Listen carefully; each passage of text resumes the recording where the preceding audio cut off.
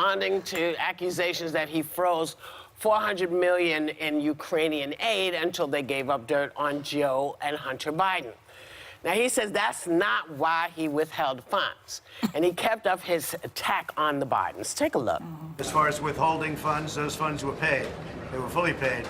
But my complaint has always been, and I'd withhold again, and I'll continue to withhold until such time as Europe and other nations contribute to Ukraine. When you see the readout of the call, which I assume you'll see at some point, you'll understand. That call was perfect. It couldn't have been nicer, and even the Ukrainian government put out a statement that that was a perfect call. There was no pressure put on them whatsoever.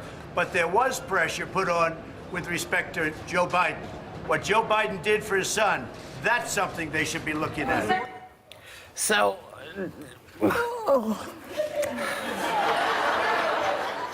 you know, some people are calling this the tipping point for Democrats, and do they need to start impeachment hearings? I mean, you know, this is a Joe Biden attack. Let's call it for what it is. He's trying to attack Joe in every way he can. Nervous.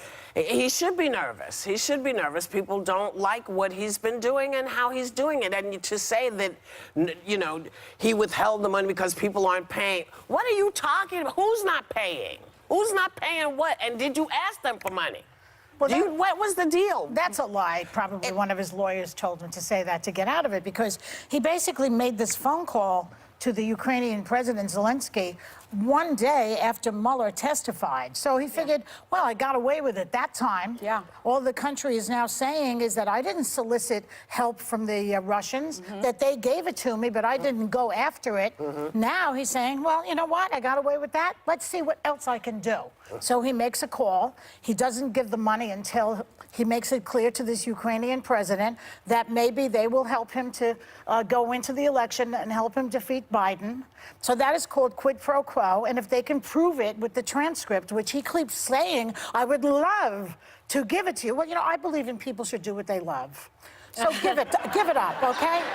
Well, I don't think, you know, I think rather than have the transcript, because a transcript can always be redacted for national security purposes, but I think that's what they will do. I still think that Congress should see the whistleblower complaint pursuant to the law. Yes. But I also really think that that is why I have always been on the side of impeachment. That is a constitutional requirement. Congress is supposed to have oversight over the executive branch. And I understand that there are two arguments here. One is certainly political, and Nancy Pelosi is looking at the politics of it. But the other is the legal side of this. And that is why he's been so emboldened, because Congress has refused to act. And it's much like a child. If you don't oversee the child taking cookies from the cookie jar, guess what? The kid is going to keep on taking the cookies from the cookie jar.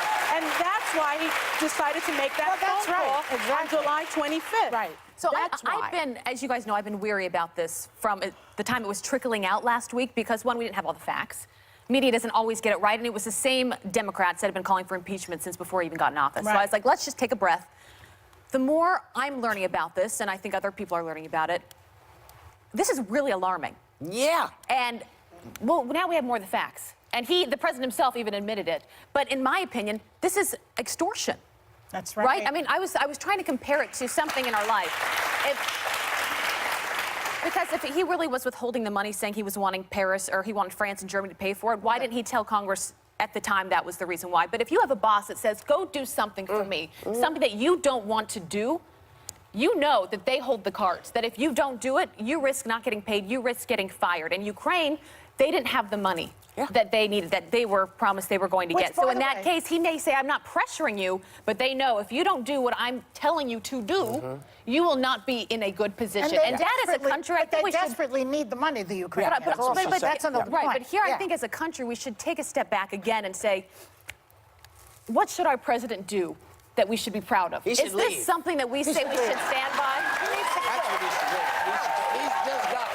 I mean, if you ask make us so proud. If you're asking. Good girl. I think the show is about, I think we all try and, like, give give our honest opinions about things. And for me, this has been something that I've thought through over the last few days. And sometimes facts have to come in for you to figure out where you stand. And this is scary stuff. But I don't care where you are politically. I don't think anyone should stand by this Abby, and say this is okay. Abby, this guy, his crimes have been as clear as the nose on your face. This one seems a little more clear to me than other ones we've seen.